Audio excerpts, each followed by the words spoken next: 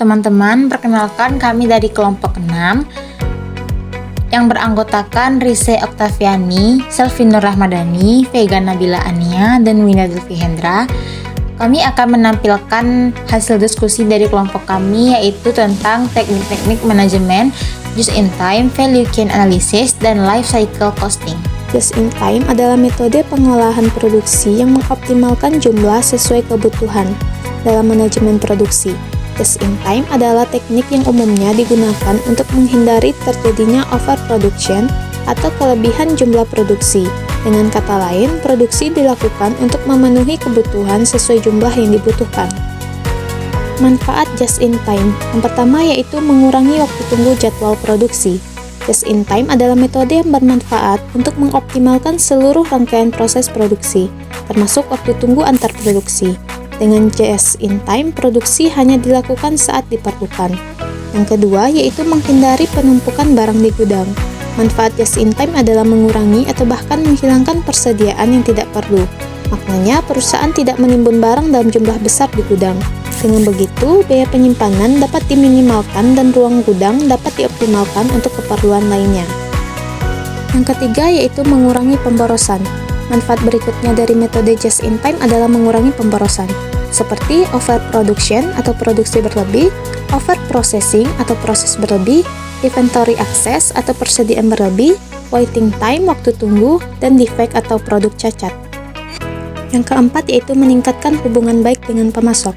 Keterlibatan dan kerjasama baik dengan pemasok adalah salah satu aspek penting dari just in time.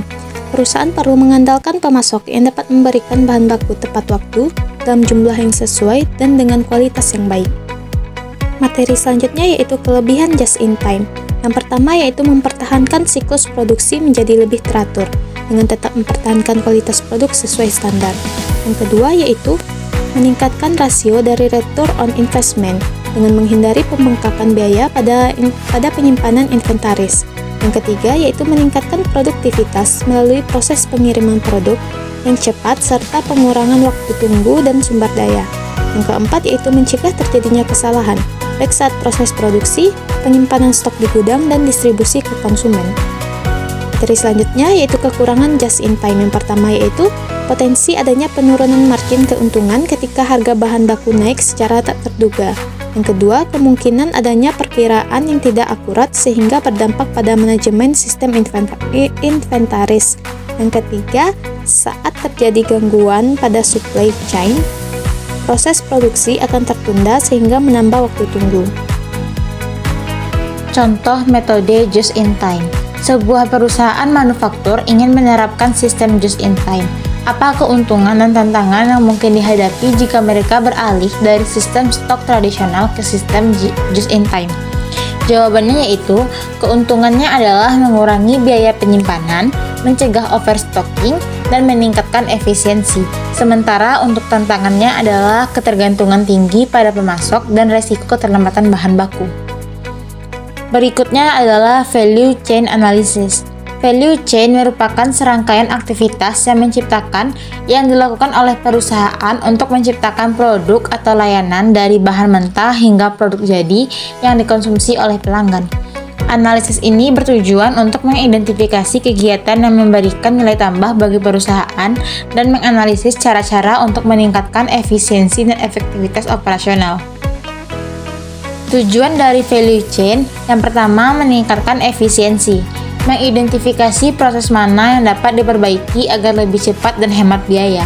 Yang kedua, menciptakan keunggulan kompetitif. Dengan proses yang optimal, perusahaan bisa lebih unggul dibanding pesaing. Yang ketiga, meningkatkan profitabilitas, mengurangi biaya dan meningkatkan kualitas untuk mendapatkan keuntungan yang lebih besar. Manfaat dari value chain: 1. Meningkatkan efisiensi dan efektivitas. Dengan memahami proses bisnisnya secara keseluruhan, perusahaan dapat mengidentifikasi aktivitas yang tidak menambah nilai atau dapat dilakukan dengan lebih efisien. Yang kedua, meningkatkan keunggulan kompetitif. Value chain dapat membantu perusahaan untuk mengidentifikasi aktivitas yang dapat membedakannya dari pesaing. Yang ketiga, mengembangkan produk dan layanan baru. Dengan memahami value chain, perusahaan dapat mengidentifikasi peluang untuk mengembangkan produk dan layanan baru yang dapat memenuhi kebutuhan pelanggan dengan lebih baik. Yang keempat, membantu pengambilan keputusan.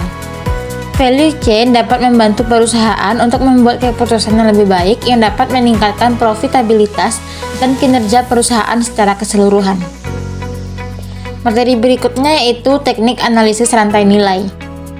1. Pemetaan rantai nilai. Yang kedua, identifikasi sumber daya dan kemampuan. Yang ketiga, analisis biaya. Yang keempat, analisis diferensiasi. Yang kelima, benchmarking atau pembandingan kinerja dengan kompetitor. Yang keenam, analisis rantai pasokan. Yang ketujuh, analisis nilai pelanggan. Dan yang terakhir, teknologi dan inovasi dalam rantai nilai. Kelebihan metode value chain. Yang pertama, meningkatkan efisiensi dan produktivitas. Yang kedua, meningkatkan keunggulan kompetitif. Ketiga, meningkatkan nilai tambah produk dan layanan. Keempat, optimalisasi penggunaan sumber daya. Kelima, meningkatkan inovasi dan adaptasi pasar. 6. Memperkuat hubungan dengan pemasok dan mitra. 7. Meningkatkan kepuasan pelanggan. 8. Memudahkan pengambilan keputusan yang strategis. Kekurangan metode value chain. Pertama, waktu dan sumber daya yang diperlukan. 2. Tantangan dalam implementasi. 3. Ketergantungan pada data yang akurat. 4. Risiko mengabaikan faktor eksternal. 5. Keterbatasan dalam perusahaan yang sangat terdesentralisasi. Contoh value chain. Sebuah perusahaan makanan cepat saji ingin meningkatkan nilai produknya. Sebutkan 2 aktivitas utama dalam value chain yang bisa ditingkatkan dan jelaskan bagaimana itu terdampak pada keunggulan kompetitif. Jawabannya yang pertama yaitu logistik masuk. Pengadaan bahan baku berkualitas tinggi, meningkatkan rasa dan loyalitas pelanggan. Yang kedua, pemasaran dan penjualan. Kampanye digital yang menarik, menjangkau pasar lebih luas dan meningkatkan penjualan. Life cycle costing. Life cycle costing atau biasa disingkat dengan LCC adalah metode penjumlahan dari semua biaya yang terkait dengan aset, mulai dari biaya awal hingga akhir masa pakainya. Metode ini tidak memperhitungkan nilai sisa atau nilai residu aset. Life cycle costing dapat sangat bermanfaat bagi bisnis dari semua jenis dan ukuran. Metode ini memberikan perkiraan biaya yang realistis selama masa pakai produk. Umumnya, bisnis ini memiliki kecenderungan untuk membeli produk yang memiliki biaya di muka yang lebih rendah. Namun, seiring berjalannya waktu, biaya pemeliharaan, biaya operasional, dan biaya berulang dapat bertambah. Manfaat life cycle costing. Yang pertama, mengurangi biaya jangka panjang. Kedua, meningkatkan efisiensi anggaran. 3. Menghindari pemborosan sumber daya. 4. Menunggu keputusan investasi yang lebih baik. Materi selanjutnya yaitu komponen life cycle costing. Yang pertama, initial cost atau biaya awal, yaitu biaya perencanaan dan desain, biaya produksi atau akuisisi, serta biaya instalasi. Yang kedua, operating cost, yaitu biaya operasional, adalah biaya energi, biaya tenaga kerja, serta biaya bahan. Selanjutnya yang ketiga, maintenance and repair cost, yaitu biaya pemeliharaan dan perbaikan. Yang pertama, biaya servis rutin, biaya penggantian suku cadang, serta biaya inspeksi dan upgrade. Yang keempat, disposal cost atau biaya pembuangan, yaitu biaya decommissioning. Yang selanjutnya, biaya daur ulang atau pembuangan limbah. Selanjutnya, biaya lingkungan yang terkait dengan penghentian produk. Tahapan dalam life cycle costing. Yang pertama, perencanaan dan pengembangan, meliputi riset pasar, desain produk, serta biaya penelitian dan pengembangan. Yang kedua, pengadaan produksi, biaya bahan baku, tenaga kerja, dan proses produksi hingga distribusi. Yang ketiga, operasi dan pemeliharaan, yaitu biaya operasional, perawatan rutin, serta perbaikan selama penggunaan produk. Yang keempat, pensiun dan pembuangan, adalah biaya penghentian penggunaan, daur ulang, atau pembuangan produk setelah masa pakai berakhir. Kegunaan life cycle costing dalam akuntansi manajemen. Yang pertama, pengambilan keputusan investasi, yaitu memilih proyek dengan biaya total terendah dalam siklus hidupnya. Yang kedua, penentuan harga pokok produk, yaitu menetapkan harga berdasarkan total biaya jangka panjang, bukan hanya biaya produksi.